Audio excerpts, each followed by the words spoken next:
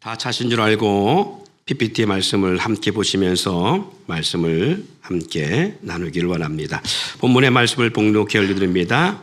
예수 그리스도의 나심은 이러하니라. 그의 어머니 마리아가 요셉과 약속하고 동거하기 전에 성령으로 잉태된 것이 나타났더니 그의 남편 요셉은 의로운 사람이라 그를 드러내지 아니하고 가만히 끊고자 하여 이 일을 생각할 때에 주의 사자가 현몽하여 이르되 타이수의 자손 요셉아 내 아내 마리아 데려오기를 무서워하지 말라. 그에게 잉태된 자는 성령으로 된 것이라. 아들을 낳으리니 이름을 예수라 하라. 이는 그가 자기 백성을 그들의 죄에서 구원할 자이심이라 하니라.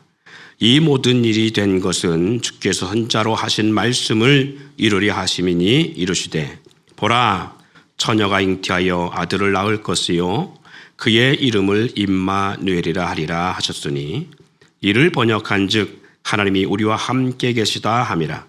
요셉이 잠에서 깨어 일어나 주의 사자의 분보대로 행하여 그의 아내를 데려왔으나 아들을 낳기까지 동침하지 아니하더니 낳음의 이름을 예수라 하니라. 아멘. 할렐루야. 오늘 본문의 말씀을 통해서 나눌 말씀의 주제는 이렇습니다. 내가 잉태하고 있는 것은 무엇인가? 자, 한번 따라 봅시다. 내가 잉태하고 있는 것은 그래요. 저만 잉태하고 있는 게 아니라 우리 모두 다 잉태하고 있는 게 있다. 배가 많이 나왔지요. 잉태하고 있어서 그래요. 여러분도 배를 한번 보세요. 그래서 예수님이 어디서 나셨지요? 예수님이 나셨던 고향 마을 이름이요 베들레헴이라고 하잖아요, 그죠? 베들레헴. 그래서 저도 베들레헴이 상당히 나와 있습니다. 사랑하는 성도 여러분, 과엽불급이라는 사자성어가 있습니다. 과엽불급이라 무슨 뜻이지요? 지나침은 미치지 못함과 같다. 다른 뜻으로 무엇이든지 지나치면 모자람과 같은 해로움이 있다라는 그런 교훈일 겁니다. 이것은요 단지 사자성어만 나오는 게 아니라 성경 속에서도 이와 비슷한 말씀의 내용이 있습니다. 야고보서 1장 12절로 16절 말씀 보면 이런 말씀이 있어요. 시험을 참는 자는 복이 있나니 이는 시련을 견디어 낸 자가 주께서 자기를 사랑하는 자들에게 약속하신 생명의 면류관을 얻을 것이기 때문이라. 사람이 시험을 받을 때에 내가 하나님께 시험을 받는다 하지 말지니 하나님은 악에게 시험을 받지도 아니하시고 친히 아무도 시험하지 아니하시느니라. 하나님이 시험한다 안 하신다는 얘기예요? 시험하지 아니하신다 그래요. 하나님이 시험하는 게 아닙니다. 그러면 시험은 왜 오는 것이냐? 14절입니다. 오직 각 사람이 시험을 받는 것은 자기 욕심에 끌려 미혹됨이라 라고 말하고 있습니다. 결국 시험은요 하나님이 하시는 것이 아니라 누가 스스로 하는 거예요? 내가 스스로, 내 스스로가 욕심으로 인해서 끌림으로 시험을 당한다는 겁니다. 15절 말씀에 욕심이 잉태한 즉 죄를 낳고 죄가 장성한 즉 사망을 낳느니라. 사랑하는 형제들아 속지 말라라고 말씀하십니다. 하나님이 시험하는 것이 아니란 얘기입니다. 그래서 우리 속지 말아야 됩니다. 하나님이 시험하신다라고 생각하지 말라는 거예요. 결국 시험은 내 스스로가 욕심으로 인해서 시험을 당하고 시험에 빠지게 되어 있다라는 말씀을 하고 있습니다. 하나님은요 아무도 시험하지 않으신다고 분명히 밝히고 계십니다. 즉 시험은 욕심으로 인해서 주어진 것이며 이 시험을 잘 통과한 사람에게 하나님께서는 생명의 면류관을 주신다라고 분명히 언약하고 있습니다. 그렇지만 생명을 잉태하고도요 시험이 들면 결국 사망을 낳는 결과를 갖게 된다고 분명히 오늘 야고보서 1장에 우리 가운데 경고하고 있음을 볼 수 있습니다. 그러면 시험은 어떻게 오는지 한번 살펴보려고 합니다. 위의 말씀 가운데서요, 욕심의 잉태로 인해서 죄를 낳고 죄가 장성하여 사망을 낳는다라고 말합니다. 즉 사망을 출산한다라는 얘기지요. 낳는다라는 얘기는 출산한다라는 말씀이에요. 그러면 죄와 사망을 출산하게 되는 가장 큰 원인은 무엇 때문이다? 우리가 이전 말씀 가운데 따라합시다. 욕심을 잉태하기 때문이다. 예, 그래요. 성경은 욕심이라는 것을 뭐라고 말하냐? 잉태라는 단어를 쓰고 있고요. 사망이라는 것을 낳는다라고 그렇게 표현하고 있습니다. 그러니까 우리가 엄마들이 결혼해서, 여성들이 결혼해서 사랑하는 남편과 그 사랑하는 관계를 통해서 아이를 잉태하잖아요. 그죠? 새로운 생명을 잉태하고 10달이 지나가면서 배가 나오기 시작해요. 그래서 우리 청년 집사님 같은 경우도 배가 많이 나 다음 달에 출산이 곧 다가온다라고 그래요. 자, 이것처럼 저희도 제 아내도 마찬가지고 오늘 이 자리에 있는 모든 우리 권사님들도 자녀가 있다면 이 과정을 다 거쳤어요. 아이를 잉태함과 동시에 10달 동안 장성한 분량에 이르겠다가 결국 해산의 역사를 통해서 낳게 되는 그러한 과정을 겪고 있는 것처럼 하나님은 우리 가운데 뭐라고 말씀하시느냐? 시험이라는 것, 그리고 이것은 바로 어떻게 온다? 욕심으로 인하여서. 이것이 바로 뭐라? 잉태라는 단어를 쓰고 있습니다. 뭐라고 했다고요? 욕심이 잉태한 즉 죄를 낳고, 결국 죄라는 것은 욕심을 잉태하기 때문에 죄가 난다라고 말씀하고 있는 거예요. 그리고 죄가 장성한 즉 사망을 낳느니라 라고 말씀합니다. 예. 위에 말씀한 것처럼 죄와 사망을 출산하게 된 가장 큰 원인은 욕심을 잉태하기 때문이라고 말합니다. 가장 귀한 것을 가지고 우리 마음 가운데 욕심이나 다른 생각을 잘못 가지게 되면 생명을 얻기보다는, 그리고 생명을 낳기보다는 뭘 낳는다? 사망을 낳는 결과를 가져온다라는 것을 우리 가운데 분명히 전제하고 있습니다.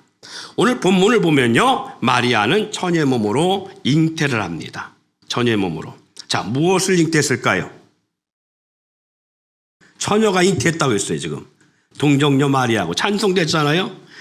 처녀가 잉태했다고 말합니다. 자, 그럼 무엇을 잉태했을까? 바로 말씀의 언약을 잉태했다고 성경은 말씀합니다. 즉 구약의 말씀대로 구약의 예언을, 다시 말해서 이사야 7장 14절, 예수님이 이 땅에 오기 수천 년 전에 이사야 7장 14절 말씀대로 처녀가 잉태하여 아들을 낳을 것이요 그 이름을 임마누엘이라 하리라는 말씀대로 마리아는 처녀의 몸으로 하나님의 약속한 말씀대로 말씀이 육신으로 오는 역사를 경험하게 되어집니다.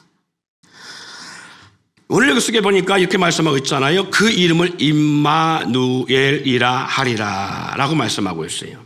임마누엘이라는 말씀을 번역하면요, 뭐라고 성경을 말씀하고 그러냐? 따라합시다. 하나님이 우리와 함께 계시다. 근데 구약이 뭐라고 말하고 있다고요? 처녀가 잉태하여 아들을 낳을 것이요. 그러니까 잉태된 아이의 이름이 뭐라고요? 임마누엘이라는 거예요. 욕하는 게 아니에요. 네. 임마누엘.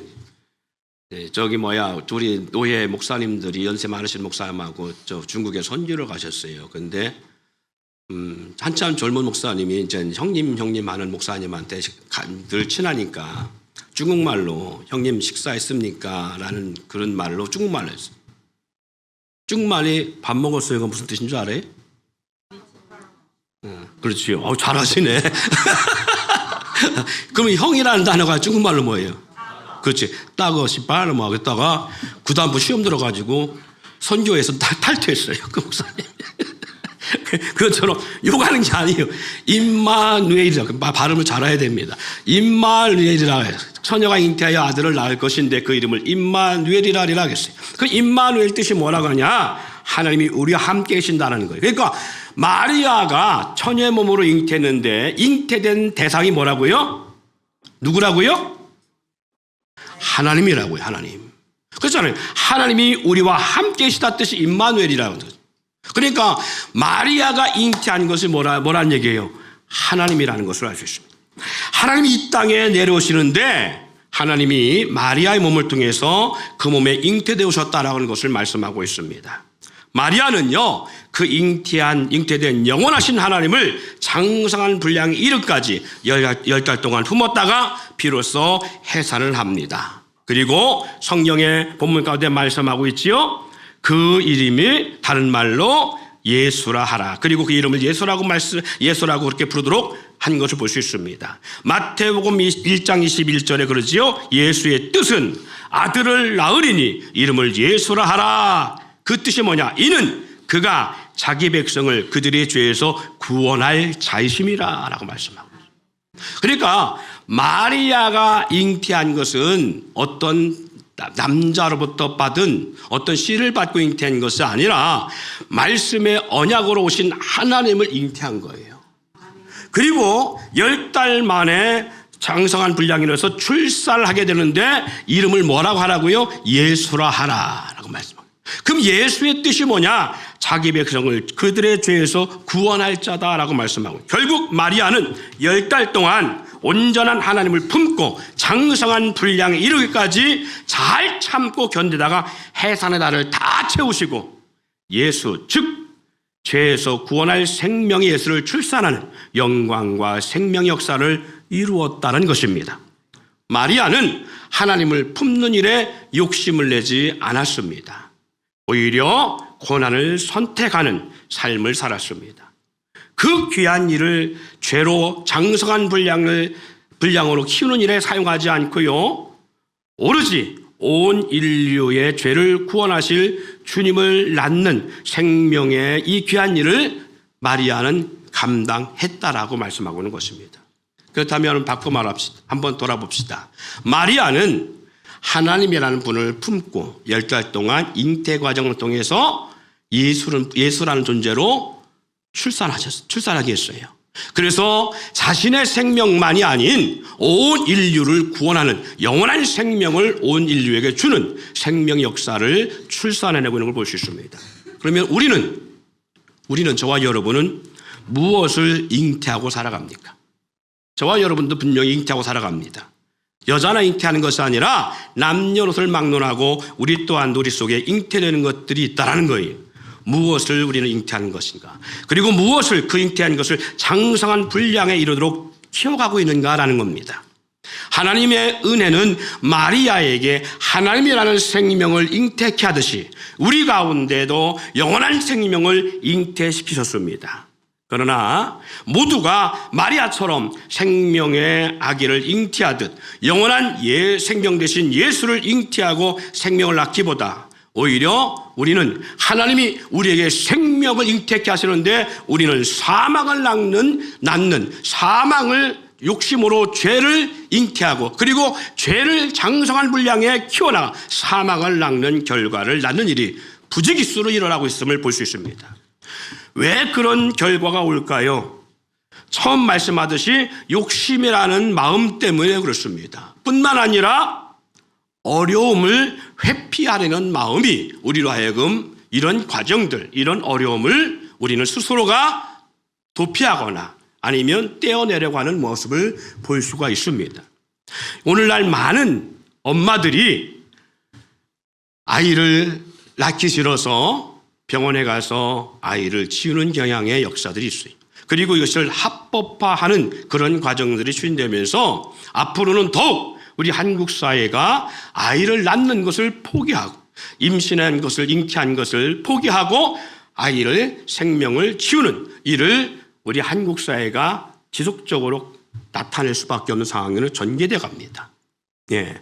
그런가 하면 그 낳은 아기마저도 마치 자신의 또 하나의 생명처럼 생각하고 부모가 자살하면서 자식도 함께 그 자살에 동참시키는 모습을 보게 되어집니다.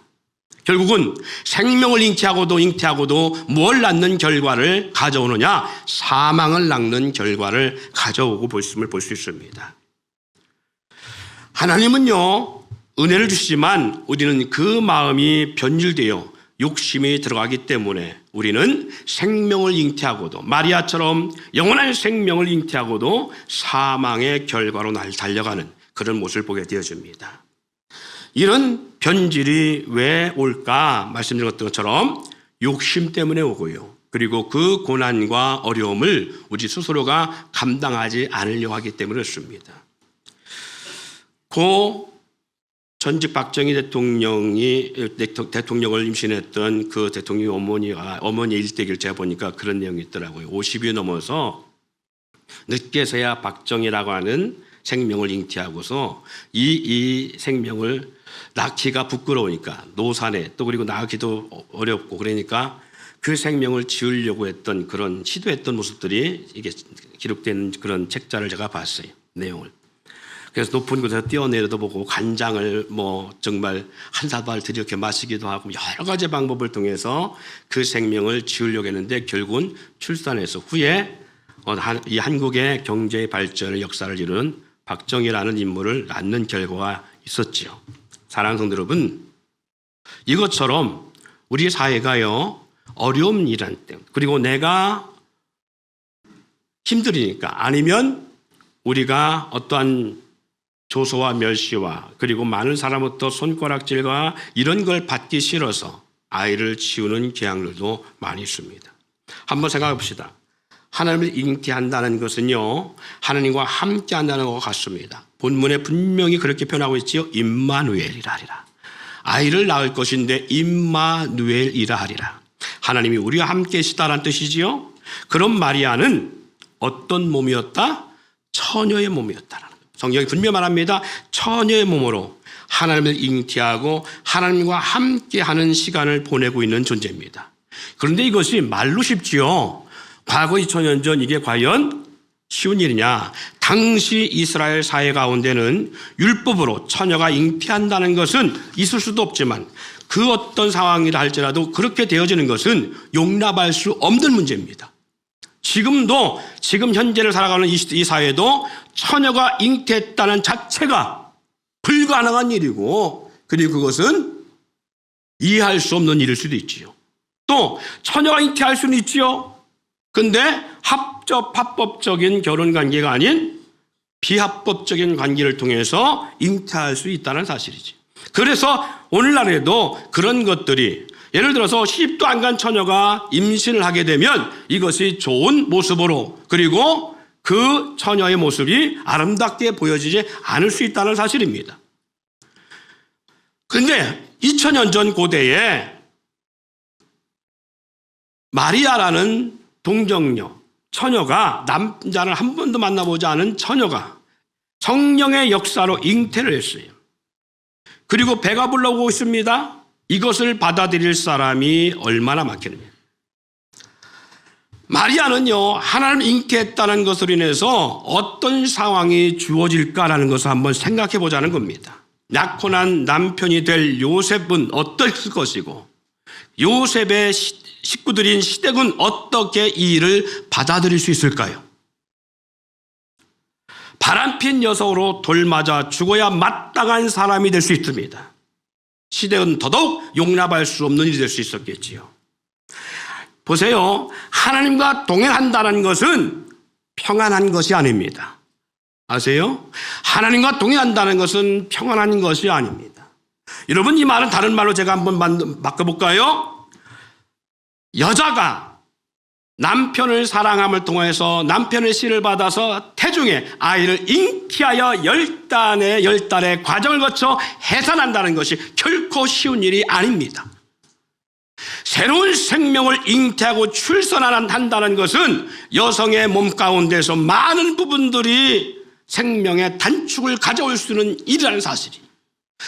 뿐만 아니라 오늘날 여성들은 자기의 몸매에 관심이 많아서요, 모유 수유를 하지 아니하고 분유를 먹여 키우기도 하고, 그리고 자기 생명을 살리고 자기 생명이 위험을 느낄까, 그리고 아이의 생명을 위험을 느낄까, 죽을까봐 두려워서 자연분만하지 아니하고 제왕절개를 통해서 아이를 출산합니다. 이런 것들이 있어서 아예 아이를 낳고자 하지 않은 여성들도 많이 있습니다. 사랑하는 성도 여러분, 그것이 잘못다고 제가 말씀드리려고 하는 것이 아니라 이와 같이 한 아이의 생명, 한 생명을 잉태하고 출산하는 일은 여성의 몸으로서는 어떻게 보면 많은 시간과 고통이 수반되는 것이고, 또 나아가서는 그의 생명이 단축된 일이고 그 몸의 일부가 손상을 입는 일일 수도 있다는 사실입니다. 그래서 그런 것을 피하듯이 오늘 마리아가 하나님과 동행한다는 것이 어떤 것인가라고 하는 뜻은 바로 이것을 말하고 있습니다.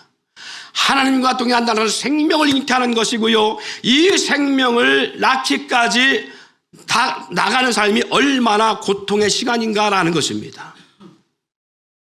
여러분, 우리가 하나 착각하는 것이 있을 수 있습니다. 그게 뭐냐면 믿음 생활하는 것이 평안할 것이다 라고 생각하거나, 믿음 생활하는 것이 우리에게 형통을 준다고 생각할 수 있습니다. 그러나 그렇지 않다라는 사실이지요. 마리아에게 하나님의 뜻이 아닌 자기의 생각과 자신의 마음과 뜻이 앞섰다면, 그리고 내가 살기 위해서라고 하는 생각을 가졌다면, 하나님의 성령이 그에게 처녀의 몸 가운데 아이를 잉태케 했을 때에 낳고자 하는 마음일 수 있었을까? 용납할 수 없는 일이잖아요. 처녀가 더구나 결혼할 대상이 있는데 불구하고 임신을 하고 그것을 10달 동안 가지고 간다? 그것은 어떻게 보면 하나님이 역사하지 않으면 자신이 죽을 수밖에 없는 일이 될 수 있고요, 자기와 함께 자기 친정의 모든 식구들은 어떻게 보면 모든 사람들에게 조롱과 멸시와 더불어 어떻게 보면 사이로부터 격리될 수밖에 없는 일이 될 수도 있고요, 돌에 맞아 죽을 수 있는 상황이 전개될 수 있습니다. 예수님께 공생에 감당할 때요, 한 가늠한 여인을 끌고 와서 예수님 앞에서 그렇게 군중들은 외쳤습니다. 이 가늠한 여인을 돌로 쳐 죽이리까? 그 당시 때 가늠한 여인은 돌로 쳐 죽여도 문제되지 않았습니다. 하물며 처녀가 임신을 했다, 더구나 남편 될 사람도 모르고 남편과 합방한 것도 아닌데 불구하고 임신을 했다, 이것은 돌에 맞아 죽는 일이고 가문이 쑥대밭 될 수 있는 일이고요, 그 사이로부터 온갖 폭언과 조롱과 그리고 천대를 받을 수밖에 없는 일이 될 수 있습니다. 그런데 그 잉태된 대상이 뭐라고요? 임마누엘, 하나님이 함께 하신다는, 하나님이 함께하는 일이 고귀한 일이고, 하나님이 함께하는 일이 평안한 일이고, 하나님이 함께하는 일이 형통한 일입니까? 아니요. 그냥 동정녀로서 살아가는 게 평안한 일이고, 그냥 잉태하지 않고 살아가는 게 마리아에게 있어서는 가장 편안하고 안락한 일일 수 있습니다.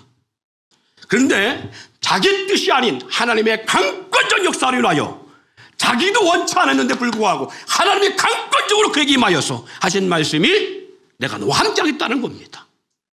내가 네 몸을 통해서 이 세상에 오겠다는 것입니다. 이 말도 안 되는 시나리오 같은 이 역사를 마리아가 받아들이고 있다는 거예요. 그리고 이것을 온몸으로 감당하고 있다는 겁니다. 결국은 뭐냐? 내가 오늘 죽는다 할지라도 하나님의 뜻이 거기 있다면 나는 그 하나님과 동행하겠습니다. 사망과 맞바꾸고자 하는 마음을 가지고 이 생명을 품고 있다는 것입니다. 그러기에 마리아는 처녀의 몸으로서 아이를 잉태했지만 그가 낳은 대상이 누구냐? 바로 예수라고 하는, 저들의 죄에서 그들을 구원할 자라고 하는 메시아를 낳고 있다는 걸 볼 수 있습니다. 하나님이 함께한 사람들은 결코 평안하지 않았습니다. 예수와 함께한 자녀들도 그렇습니다. 그들이 예수와 함께하기 전에는 불행했고 고통의 삶을 살고 모든 것이 안 됐는데 예수와 함께하면서 그들이 잘 되고 형통하고 행복하고 즐거웠느냐? 그렇지만은 않습니다. 예수님을 만나기 전까지 그들의 삶의 현장과 현실은요, 오히려 더 편안했는지 모릅니다. 안녕의 삶을 살아갔는지 모릅니다. 그러나 예수와 함께함으로 인하여 더 좁고 더 힘든 고난의 길이 그들 앞에 펼쳐지고 있다는 사실을 볼 수 있습니다. 그러기에 그들은 두려움 가운데 예수님이 잡히시던 그날에 예수님을 다 떠납니다. 두려움 가운데 그들은 예수를 저주까지 하면서 부인하면서 모른다고 말합니다. 어떤 제자는 은 30에 예수를 팔고 그리고 배신 때리고 그리고 자기 살겠다고 그렇게 했던 제자도 있습니다. 그런가 하면 12제자 한 명 빼놓고는 모든 제자들이 고난의 길 가운데 순교의 역사를 감당합니다. 평안했습니까? 아니요. 즐거웠습니까? 아니요. 행복했습니까? 아니요. 오히려 불행의 역사 같은 삶을 살아갔습니다. 그럼에도 불구하고 왜 마리아처럼 제자들은 그 일을 주님과 함께 동행하고 있었느냐? 거기에 생명이 있기 때문에 그렇습니다. 거기에 영원히 사는 생명이 있기 때문에 그들은 그 일을 감당하고 있는 것입니다. 마리아나 제자들은요, 그 은혜의 기회, 생명의 기회를 잃어버리지 않고 생명의 면류관을 얻는 기회를 얻어내는 결과의 역사를 만들어냅니다. 분명한 것은 주님을 잉태하듯 주님과 함께하는 삶이 결코 평안하지만은 않습니다. 그리고 쉬운 일이 아니란 것입니다. 즉, 내 안일과 내 생각이 앞서거나 주님보다 내 감정이나 내 이름을 드러내고 하고자, 그래서 내 이름을 드러내고 내가 높아지기를 원하고 내가 편안하기를 원하고 내가 잘 살기를 원하고 내가 부유하기를 원하고 내가 넉넉하기를 원하고 내가 이 땅에서 출세하기를 원하는 그런 마음을 가지고 욕심이 앞서는 순간, 그런 마음의 욕심이 앞서 순간 생명을 품고도 사망을 낳는 결과를 가져올 수밖에 없습니다. 그러기에 어떻게 따르느냐가 중요합니다. 어떤 마음을 먹느냐에 따라서 생명이 되기도 하고 독이 되어 죽기도 하고 죽이기도 합니다. 예수님의 제자로 재정을 담당했던 가룟유다를 한번 생각해 보겠습니다. 마리아처럼 예수님을 잉태하듯이 주님과 같은 공동체가 되어서 함께 3년 동안 동행했습니다. 그 공동체의 재정을 감당했다는 것은요, 거의 모든 일에 수장 대신 주님과 함께 동거동락하고 동행했다는 말과 같습니다. 그러기에 예수님이 잡히던 날에 어두운 상황 속에서 먼 거리에서도 누가 예수이고 예수의 동태만 봐도 그가 예수인가를 지목할 수 있을 만큼 이 가룟유다는 예수와 밀접한 3년의 공동생활을 했습니다. 그러기에 그가 내가 예수와 함께 했다는 사실을 만민이 알고 있어야 하는 것이죠. 예수가 잡혀 죽이고자 하는 저들 역사 앞에 유대인들과 장로들과 그리고 대제사장들과 이런 역사들 앞에 예수를 잡고 죽이고자 했을 때에 나 또한도 그와 함께 그림자처럼 동행했기 때문에 저들은 나를 죽일 수 있다는 것이고 나 또한도 잡혀서 예수님처럼 고난당하다 죽을 수 있다는 사실을 이 가룟유다는 빨리 캐치합니다.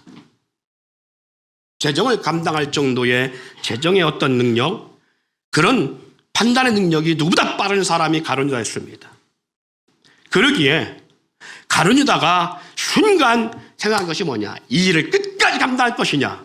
아니면 내가 살기 위해서 예수를 배신할 것이냐라는 이 문제 앞에 놓였을 때에 가룟유다는 내가 살기 위하여 내가 예수처럼 죽지 않으려고 잡히지 않으려고 예수를 그들에게 은 30에 팔아버립니다. 누구를 위해서? 나를 위하여서. 우리는 그런 신앙생활을 하고 있지 않나요? 나를 위해서 믿음 생활을 안 하고 나를 위해서 믿음 생활을 게을리하고 나를 위해서 믿음 생활보다는 내 일을 더 우선순위하며 나를 위해서 드리는 삶보다 누리는 삶을 더 선택하는 사망을 잉태하듯 죄를 잉태하듯 욕심을 잉태하듯 그렇게 살아가고 있지 않는가라는 것을 우리가 한번 주목해 볼 수 있고 나를 돌아볼 수 있기를 소망해 봅니다. 생명의 면류관을 받을 기회를 가지고도 결국 영원한 생명보다 육신의 뜻과 생각과 마음을 따르 생명보다는 땅에 있는 지체를 선택한 가룟 유다는 결국 은30에 예수님을 팔게 되어지고 그 후에 비로소 깨닫게 되어서 내가 내 스승 그렇게 함께했던 내가 잉태했던 내가 품었던 주님을 내가 배신했다라는 그 비참함과 자괴감 때문에 목매달아 죽고자 하는 결단을 내린 그리고 목매달을 자기 목을 맸는데요. 그것이 끊어지면서 떨어져 배가 터져 죽는 역사를 만들어내죠. 비참한 그 가문의 몰락 역사가 나타납니다. 여러분 가인은 어떻습니까? 자신의 생명과 동생의 생명을 살릴 수 있는 기회가 있었지만 죄를 품게 됨으로 인하여서 자신의 생명도 죽이고 동생 아벨의 생명도 빼앗는 결과가 주어집니다. 하나님께서 그런 가인을 아셨기에 그가 이와 같이 동생을 죽일 수 있는 상황이 직면해 있는 가인에게 이렇게 권면했습니다. 죄가 내 문 앞에 엎드러져 있느니라. 너는 죄를 다스릴지니라. 죄 문 앞에 죄가 내 문 앞에 도사리고 있다는 거예요. 마치 짐승을 한 번에 움키고자 하는 사자가 숲을 속에서 표범이 숲을 속에서 노리고 있는 것처럼 죄가 그 가인이라고 하는 그 마음 앞에서 언제든지 치고 들어가고자 노리고 있었다는 사실입니다. 그런데 가룟 유다는 생명을 잉태하고 생명을 낳을 수 있는 이 고귀한 역사를 오히려 욕심으로 인하여서 분노로 인하여 자기 감정을 다스리지 못함을 통하여 그 죄를 품는 역사가 주어지고요. 결국은 동생을 돌로 쳐 죽이는 결과를 빚어지고 그 또한도 영원한 하나님으로부터 버림받는 죄인이 되는 역사를 살아갑니다. 여러분 타락한 천사를 아십니까? 천사도 본래의 모습은 사단도 본래의 모습은 천사였지요. 사단도 천사였으나 그의 직무유기 즉 교만으로 인하여 자기 생각이 들어가는 순간 타락한 사단이 되어져 버립니다. 하나님의 피조물인 천사로서 부여해 주신 사명을 잘 감당하면 천사로서의 모습이 변질되지 않고 하나님의 귀한 일꾼으로서 하나님의 영광을 누리는 존귀한 천사로서 끝까지 갈 수 있었지만 뜻을 저버리고 다른 마음을 갖는 순간 타락한 천사가 되어 사탄으로 낙인되었고 천상에서 지상으로 내어 쫓기는 신세가 되고 말지요. 요한복음 1장 1절과 10절, 12절, 14절 말씀을 제가 읽어드립니다. 우리 또한도 다르지 않습니다. 태초에 말씀이 계시니라. 이 말씀이 하나님과 함께 계시니 이 말씀은 곧 하나님이시니라. 그가 세상에 계셨으며 세상은 그로 말미암아 지은 바 되었으되 세상이 그를 알지 못하였고 자기 땅에 오매 자기 백성 영접하지 아니하였으나 영접하는 자 곧 그 이름을 믿는 자들에게는 하나님의 자녀가 되는 권세를 줬으니 14절에 말씀이 육시되 우리 가운데 거하심에 우리가 그 영광을 보니 아버지 독생자의 영광이 은혜와 진리가 충만하더라. 뭐라고 기록하고 있어요? 태초에 말씀이 계시는데 이 말씀이 하나님이라는 거예요. 아멘? 그 말씀이 하나님인데 그 말씀이 세상에 계셨으며 세상은 그로 말미암아 지은 바 되었다고 말합니다. 모든 만물이 여호와의 말씀, 하나님 말씀으로 창조함을 입었지요? 예. 근데 그 말씀이 자기 땅에 오고 있다는 거예요. 그리고 그 말씀이 육시되어 우리 가운데 오고 있다는 거. 할렐루야. 이것이 전전 예수의 모습입니다. 그리고 그 말씀이 오늘 우리 가운데 함께하고 있음을 잊지 않기를 바랍니다. 마리아가 하나님과 함께하는 임마누엘 역사를 잉태하듯이 우리 또한도 말씀에 하나님을 잉태하고 하나님과 동행하는 임마누엘의 삶을 현재 살아가고 있습니다. 마리아가 자기 상황을 앞세우거나 돌에 맞아 죽을까 봐 염려하였거나 평생 수치와 수많은 사람들로부터 받을 모욕과 저주를 마음에 먼저 가졌고 그런 나로 낙인될 것이 두려워서 뱃속에 있는 아이를 지웠다면 그가 잉태한 임마누엘 하나님을 지웠다면 마리아도 그리고 이 세상도 영원한 생명을 얻을 수 없었습니다. 결코 생명을 잉태하고 낳는 역사가 아닌 죄와 사망을 품고 낳는 역사가 있었겠지요. 우리는 하나님을 품은 임마누엘 역사와 함께 교회라고 하는 공동체를 잉태하고 공동체라는 생명을 잉태하고 함께 살아가고 있습니다. 무겁다는 이유, 귀찮다는 이유나 생활이라는 나의 일이 우선이 되든 자신의 생각이나 육신의 생각, 육신의 안일과 육신의 만족을 위해서 이 영원한 생명을 포기하거나 버리면 우리에게 생명의 면류관이 주어지기 위해 주신 기회를 사망의 기회로 저버리는 것이란 거예요. 하나님은 사울에게 이스라엘 왕국이라는 생명 공동체의 첫 수장으로 세워놓으십니다. 그리고 그로 인하여 그와 그의 가족과 가문과 이스라엘이라고 하는 이 공동체가 거룩한 생명 역사를 이어가기를 원했습니다. 그러나 사울 왕은요, 그 생명 공동체를 잉태하고도 생명을 낳고 수많은 생명을 살리는 일에 쓰지 않고 자기의 안일과 자기 만족, 자기의 이름을 드러내기 위해 사용하는 욕심을 잉태하고 죄를 장성한 분량으로 키워가는 역사를 만들어갑니다. 결국 자신의 생명만이 아닌 가족의 생명, 그리고 그가 사랑하는 귀하게 여겼던 자기의 생명보다 귀하게 여겼던 아들들마저도, 그의 가문마저도, 심지어는 나라마저도 사망을 낳는 역사로 만들어갔습니다. 그래서 이스라엘이 초창기에 소멸의 위기를 맞게 되는 비참한 현실을 겪게 되어집니다. 반면 사도 바울은요, 사망을 잉태하고 살아가는 인생으로 시작했습니다. 그의 사망을 잉태하고 살아가는 시절의 모습은 아주 거창했습니다. 이스라엘 가운데 그만한 사람이 없었고요, 그는 똑똑한 사람이었고 명문가의 집안에 로마의 시민권도 가진 자였고 부귀와 영화를 쌍손에 거머쥐었던 사람입니다. 그것을 포기하고 싶지 않을 만큼 그의 명성은 대단했던 인물이었습니다. 그런데 주님이 다메섹도상에서 그를 만나십니다. 그와 동행함으로 주님을 잉태하고 품게 되어집니다.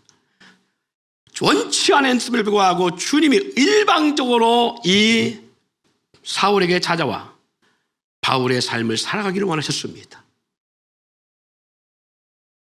그래서 그로부터 주님을 잉태하고 품는 인생이 되면서부터 그는 이 땅에서 그 부하고 그 명예롭고 그 존귀한 삶의 역사가 순간 다 사라져버리고 어려움과 고통의 상황을 겪게 되어지는 그런 결과의 삶이 지속적으로 이루어집니다. 그러나 이 사도 바울은 주님과 함께하는, 주님을 잉태하는 그 이후부터의 죽는 그날까지 이 일을 포기하지 않았습니다. 그러하여 그는 생명의 면류관을 예비되는 축복을 누리는 결과를 가져옵니다. 고린도서 11장 23절 28절 말씀과 디모데후서 4장에 나온 말씀을 읽음으로 오늘 말씀을 마무리합니다.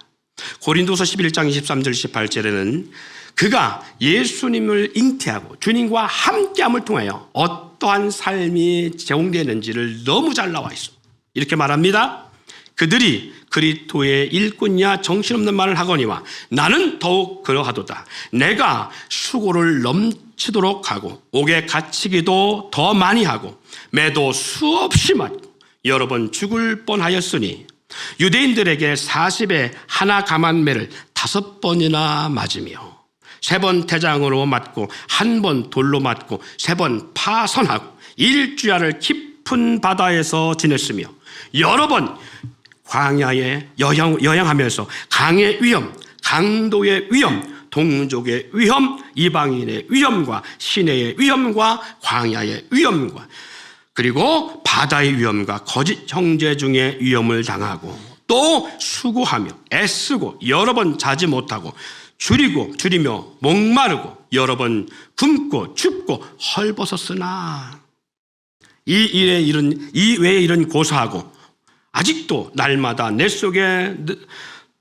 눌리는 일이 있으니 곧 모든 교회를 위하여 염려하는 것이라. 예수님을 그가 품으면서 그리고 그 품은 주님과 동행하면서 그는 교회를 위한 염려 속에 이 모든 고난을 감당합니다. 왜 그럴까요? 마치 사랑하는 남편을 인하여 아이를 잉태한 여인의 모습처럼